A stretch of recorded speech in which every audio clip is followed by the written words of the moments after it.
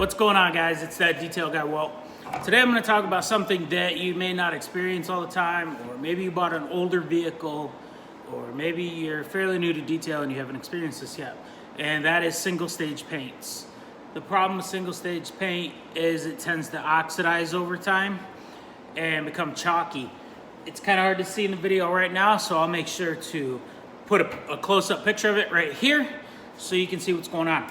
So oxidized paint and single stage paint is pretty common with manufacturers, even still today, on white and red vehicles, more specifically white. This is a Honda. It is a 2010. Extremely oxidized, absolutely no shine whatsoever to this paint. Move you a little closer, you can see it. No shine, shine. No shine, shine. So if you're an engineer for Honda and you're watching this, let's start using clear coat. Anyways, so there's a couple different ways you can tackle this to make your paint look good again. You always want to start with the least aggressive method.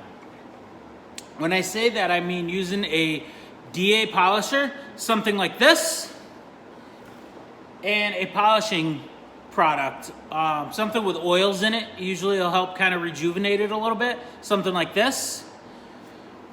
So when you do it, you want to work kind of at a medium speed. Don't use a lot of pressure. You're just trying to bring back that gloss, that shine. When you're doing single stage paint, you never really know if you're going too deep, not hard enough. If you use a paint depth gauge, it'll kind of help, but let's face it, we don't all use those. So when you do it, you just kind of want to work back and forth motions. I recommend doing about 4 passes, checking your work, keeping the area wet with some type of a quick detailer or something like that.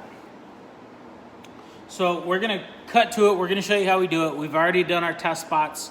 We know that this vehicle is bad enough that we're gonna use a compound and a wool polishing pad on a rotary polisher.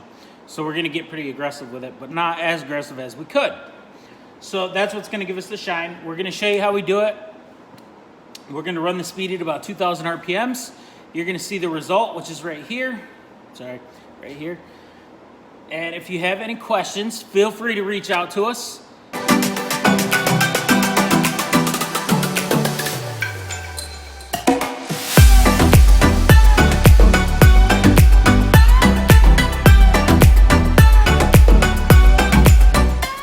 To keep in mind that mostly on single stage, this is going to apply also for your base coat, clear coat, but mostly on single stage, you want to watch for your high spots and seams and all your edges.